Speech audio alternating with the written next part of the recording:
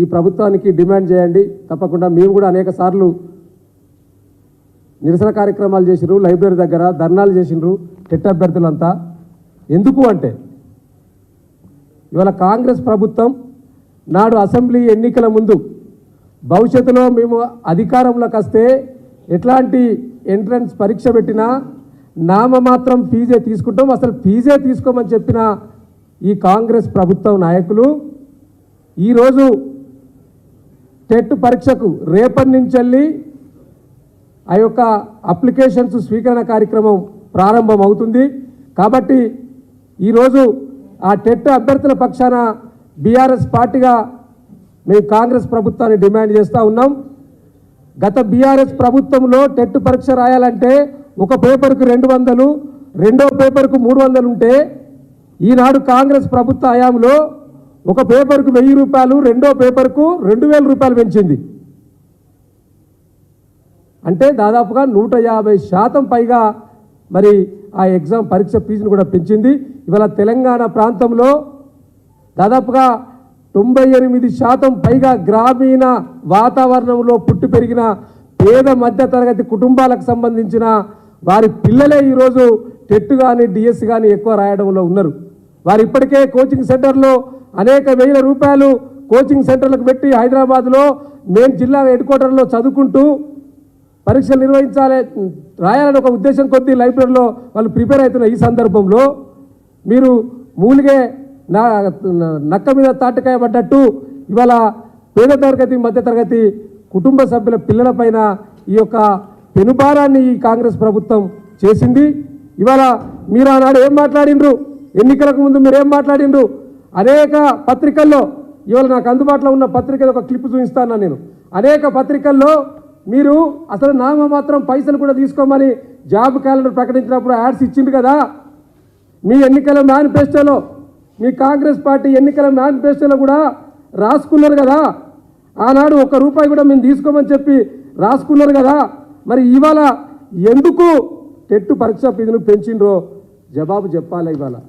ఇవాళ అభయహస్తం మేనిఫెస్టోలో ప్రత్యేకంగా రాసిండ్రు, దరఖాస్తుదారులు ఎవరు ₹1 ఫీజు కూడా కట్టనవసరం లేదు అని మీ కాంగ్రెస్ ఎన్నికల మేనిఫెస్టోలో ఇచ్చిండ్రు కదా.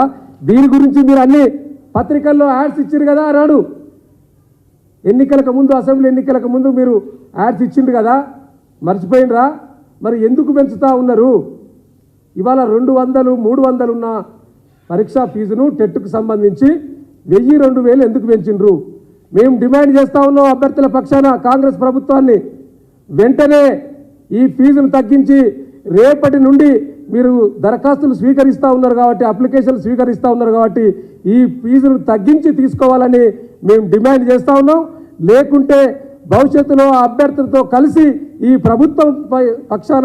ప్రభుత్వం పైన పోరాటం చేయడానికి మేము సిద్ధంగా ఉన్నామనే విషయాన్ని కూడా ఈ సందర్భంగా ఈ వేదిక ద్వారా కాంగ్రెస్ ప్రభుత్వాన్ని మేము డిమాండ్ చేస్తూ ఉన్నాం. అంతేకాకుండా ఇవాళ ఇంకొక విషయం, ఇప్పుడే నేను వాట్సాప్లలో చూశాను, కాంగ్రెస్ ప్రభుత్వంలో మంత్రి గారు జూపల్లి కృష్ణారావు గారు మా నాయకుడు హరీష్ రావు గారిని ఇష్టం వచ్చినట్టు మాట్లాడుతూ ఉన్నారు. అయ్యా మంత్రివర్యులు జూపల్లి కృష్ణారావు గారు, మీరు మా మంత్రిని, మా మాజీ మంత్రివర్యులు తన్నీరు హరీశ్రావు గారిని ఇష్టం వచ్చినట్టు మీరు ప్రెస్ మీట్ పెట్టి మాట్లాడారు.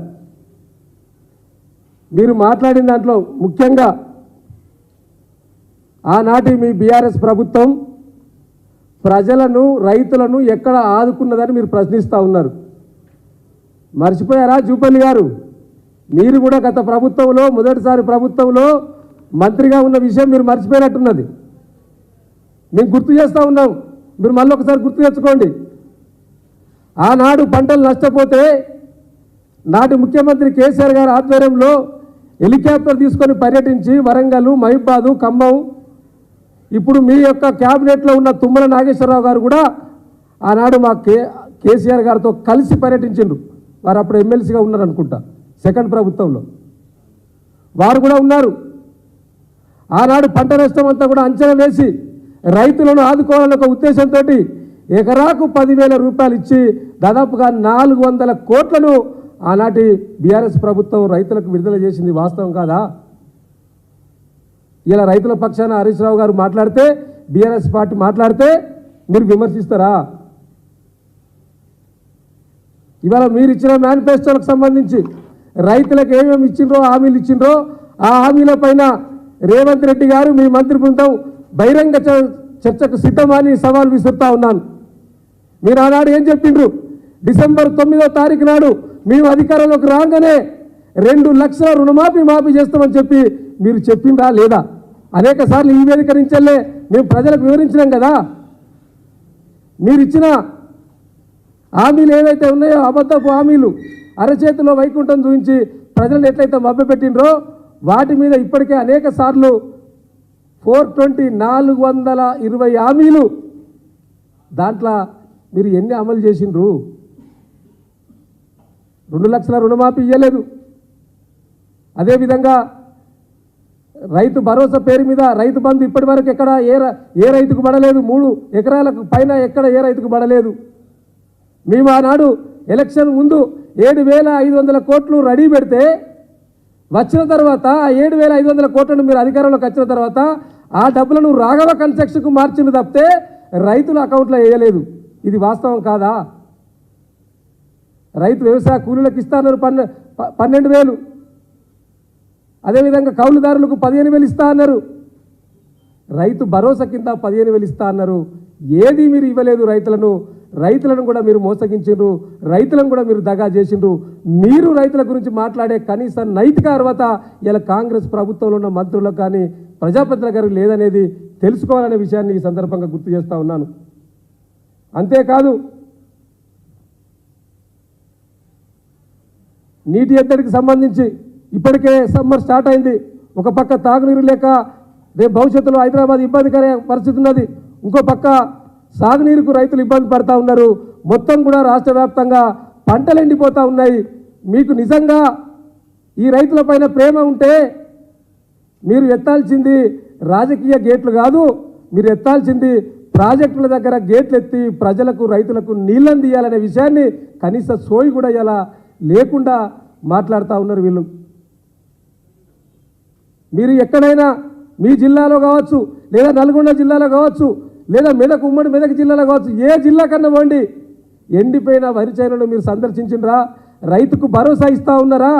ఇలా మేము రైతుకు భరోసా ఇచ్చి రైతు రాజ్యం, రైతు శ్రేయస్సు రాజ్యంగా చేసిండు నాటి ముఖ్యమంత్రి కేసీఆర్ గారు. కానీ మీరు ఇలా రైతులందరూ కూడా ఆత్మహత్యల వైపు చేసే విధంగా మీ యొక్క పరిపాలన కనిపిస్తూ ఉన్నది. దానికి నిదర్శనమే ఇవాళ సమ్మర్లో ఎండిపోతున్న పంటలనే విషయాన్ని మరవకూడదనే విషయాన్ని ఈ సందర్భంగా గుర్తు చేస్తూ ఉన్నాను. ఇంకో విషయం మాట్లాడుతూ ఉన్నాడు. బీఆర్ఎస్ ప్రభుత్వంలో హరీష్ రావు గారు ప్రభుత్వంలో ప్రజాప్రతినిధులు ఎంత దోచుకున్నారని. అయ్యా, మీరు ఆనాడు మీరు కూడా మంత్రిగా ఉన్నారు కదా 5 సంవత్సరాలు. మరి మీరు 5 సంవత్సరాలు ఉన్నప్పుడు మీరెంత దోచుకున్నారో చెప్పగలుగుతారా? మాట్లాడేటప్పుడు ఆ వేళ్ళు కూడా మన వైపు చూస్తున్నారు. ఇటు ఒక ఏళ్ళు నీకు మా దిక్కు చూస్తే 4 ఏళ్ళు మీ వైపు చూస్తున్నాయనే విషయాన్ని మర్చిపోకూడదు. కాబట్టి ఇవాళ కాంగ్రెస్ ప్రజాప్రతినిధులు మీరు ఇచ్చిన హామీలన్నీ కూడా అబద్ధపు హామీలు, అబద్ధపు ప్రకటనలు. మీరు ఇస్తున్న ఉద్యోగాలు కానీ, రైతులకు ఇచ్చిన హామీలు కానీ, మీరు ఇచ్చిన మేనిఫెస్టోలో పెట్టిన ప్రతిదీ కూడా ప్రజలను మభ్యపెట్టి మీరు ఇంకా ఈ యొక్క అబద్ధాలు మళ్ళీ చెప్పి ఈ పార్లమెంట్ ఎన్నికల్లో లబ్ధి పొందడానికి ప్రయత్నం చేస్తూ ఉన్నారు. ఇలా తెలంగాణ ప్రజలంతా కూడా అన్ని విషయాలు తెలుసుకున్నారు.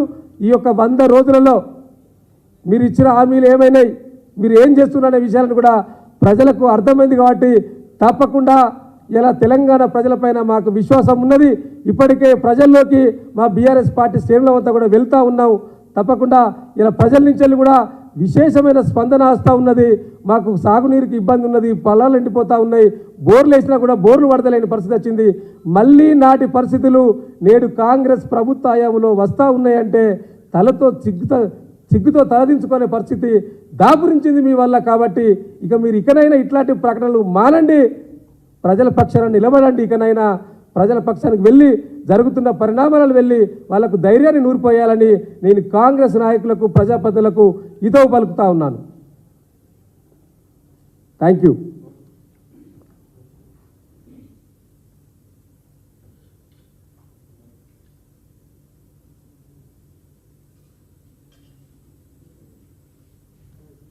Okay.